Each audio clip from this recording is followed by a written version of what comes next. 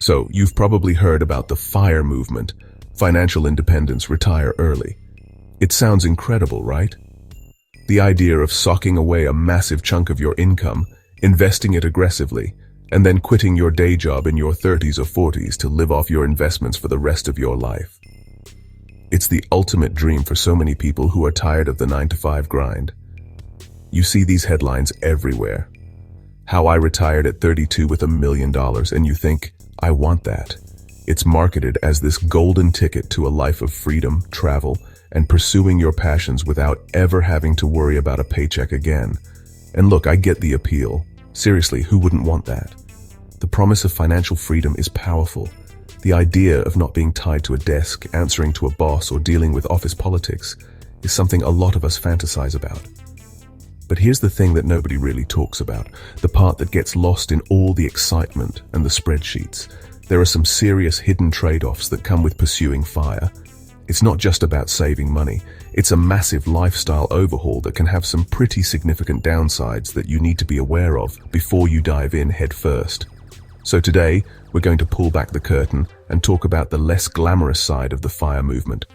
We're going to get into the nitty-gritty of what you're really giving up, the potential pitfalls, and the unexpected challenges that can come up on this journey.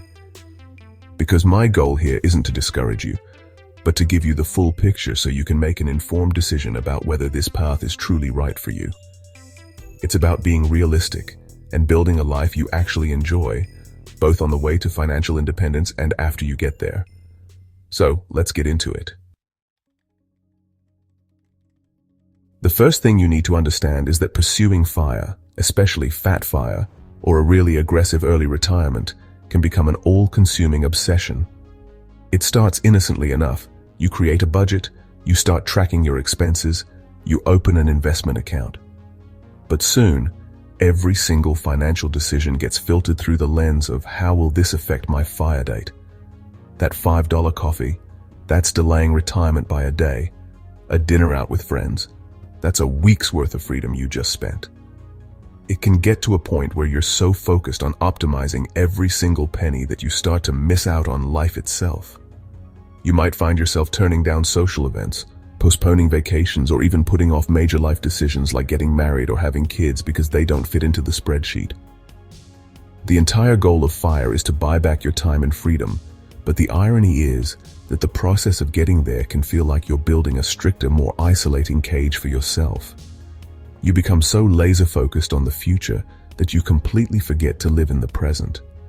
The question you have to ask yourself is this: what's the point of reaching financial independence if you sacrifice all your relationships and joyful experiences to get there? Are you building a life of freedom or just a fancier prison? Let's be real. Achieving a 50, 60, or even 70% savings rate is incredibly difficult. It often means working a high-stress, high-paying job that you might not even like, and then coming home to a life of extreme frugality. You're essentially burning the candle at both ends. You're pushing yourself to the limit professionally to maximize your income, while simultaneously denying yourself the small comforts and rewards that make all that hard work feel worthwhile. This intense pressure can lead to serious burnout long before you ever hit your FIRE number. You can start to feel a deep sense of resentment. You see your friends and colleagues enjoying their lives, going on trips, buying homes, and you're stuck eating rice and beans for the 10th night in a row, all for a goal that feels impossibly far away. It can feel like you're wasting your youth, your best and most energetic years, in the service of a future that isn't even guaranteed. This is why it's so important to consider alternatives. Maybe traditional FIRE isn't the answer. You could look into Coast FIRE, where you save enough early on that your investments will grow to your retirement number on their own, allowing you to downshift to a less stressful job. Or Barista FIRE, where you semi-retire with a part-time job for benefits and social interaction. Don't let the pursuit of retirement ruin your life today. So you did it. You hit your number, you quit your job, and you're officially retired at 40. The first few months are amazing. It feels like a permanent vacation. You travel, you sleep in, you catch up on hobbies. But then, a strange feeling starts to creep in. A lack of purpose. For years, your entire identity was wrapped up in your career and your relentless pursuit of fire. Now that both of those things are gone, who are you? What is your reason for getting out of bed in the morning? It's a real psychological challenge that many early retirees face. We get so much more from work than just a paycheck. We get structure, social interaction, a sense of contribution, and a professional identity. Losing all of that overnight can be incredibly jarring and can even lead to depression. The key is to understand that financial independence doesn't have to mean retire early. It means you have the freedom to choose your work. Maybe that means starting your own business, working part-time for a non-profit you're passionate about, or turning a hobby into a small side income. The goal shouldn't be to stop working entirely, but to have the power to walk away from work you don't want to do. It's about having options, not just an empty calendar.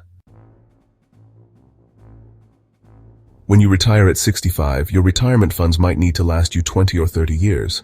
But when you retire at 35, you could be looking at a 50, 60, or even 70-year timeline. That is a very, very long time for your money to last, and it exposes you to a whole different level of risk. A major market downturn in the first few years of your retirement, what's known as sequence of returns risk, can be absolutely devastating. If your portfolio drops 40% right after you start making withdrawals, it may never recover, and your whole plan could be derailed. On top of that, you have to contend with inflation over a much longer period. Even a modest 3% inflation rate will cut the purchasing power of your money in half in about 24 years. Think about what healthcare costs will look like in 40 years. And if you're planning to live abroad, you also have currency risk. What happens if the US dollar weakens significantly against the local currency? The bottom line is, a longer retirement horizon means you need a much more robust, flexible, and diversified plan. You can't just set it and forget it. You need contingency plans for your contingency plans. This is a huge one, especially for my fellow Americans. In the US, our healthcare system is largely tied to employment. When you quit your job, you lose that sweet employer-subsidized health insurance plan. Suddenly, you're on your own, navigating the Affordable Care Act marketplace, or looking at private plans that can be shockingly expensive. A good plan for a family can easily cost over $1,000 a month, and that's before you even factor in deductibles and copays. This is a massive line item that can completely wreck an otherwise solid FIRE budget. Many people in the FIRE community plan to manage this by moving abroad to a country with universal or more affordable healthcare. And while that can be a viable strategy, it's not a simple fix. You have to navigate the healthcare system of a foreign country, which can be complicated, and you might face language barriers or different standards of care. Plus, you need to think about what happens if you need to return to the US for an extended period to care for family. You have to budget very, very generously for healthcare. Underestimating this cost is one of the fastest ways to fail at early retirement. Research your options meticulously. The idea of geo-arbitrage, earning in a strong currency like the US dollar and living in a country with a lower cost of living, is a cornerstone of many FIRE plans. And honestly, it makes sense. Moving to places like Thailand, Portugal, or Mexico can drastically reduce your expenses and make your retirement nest egg stretch much further. Plus, it adds this incredible element of adventure to your life. But, and this is a big but, it is not a simple plug-and-play solution. It comes with a whole new set of challenges that you need to be prepared for. First, there's the whole visa situation. You can't just show up and live there forever. You'll need to navigate complex and ever-changing immigration laws, which can be a stressful and expensive process. Then there are taxes. As a US citizen, you still have to file US taxes no matter where you live, and you'll also have to deal with the tax laws of your new country. There can be language barriers, cultural differences, and the emotional toll of being thousands of miles away from your friends and family. It's an amazing option for some, but it's not a magic pill that solves all of FIRE's problems. A lot of people think that once you reach FIRE, you can just put your feet up and the money will manage itself. That could not be further from the truth. In reality, when you retire early, you're not really retiring from work. You're becoming the full-time CEO of your own life and finances. You are now the chief financial officer, the tax strategist, the portfolio manager, and the risk assessor. You have to constantly monitor your investments, rebalance your portfolio, manage your withdrawal strategy, and stay on top of ever-changing tax laws to optimize your situation. It's a significant amount of ongoing mental work. You'll be tracking your expenses just as diligently as you did when you were saving, because you have to make sure you're sticking to your safe withdrawal rate. For people who love spreadsheets and financial planning, this might sound great. But for others, it can be a source of constant low-grade stress that takes away from the freedom they were seeking in the first place. If the thought of managing all of this for the next 50 years sounds exhausting, you might want to consider a form of semi-retirement, where a small amount of active income can relieve some of that pressure. Here's the final, and perhaps most important truth. The person you are today is not the person you will be in 10, 20, or 30 years. You might spend a decade grinding, saving, and sacrificing, building a FIRE plan based on the dream of a single person living frugally in a low-cost-of-living area.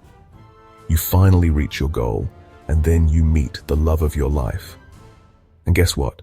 They want to have kids, live in a bigger house, and stay close to family in a high-cost-of-living city. Suddenly, your entire financial plan is obsolete. Life happens. Priorities change. You might discover that you actually miss the structure and challenge of a career. You might develop an expensive hobby, or decide you want to fund a major philanthropic project. The key to a successful and happy FIRE journey is flexibility. You have to give yourself permission to pivot. Your plan should be written in pencil, not stone. It's not a failure to decide you want something different later in life. In fact, it's a sign of growth. The true success of FIRE isn't just hitting a number, it's building a life that can adapt and evolve with you. So after all that, what's the takeaway? Is the FIRE movement a scam? No, absolutely not.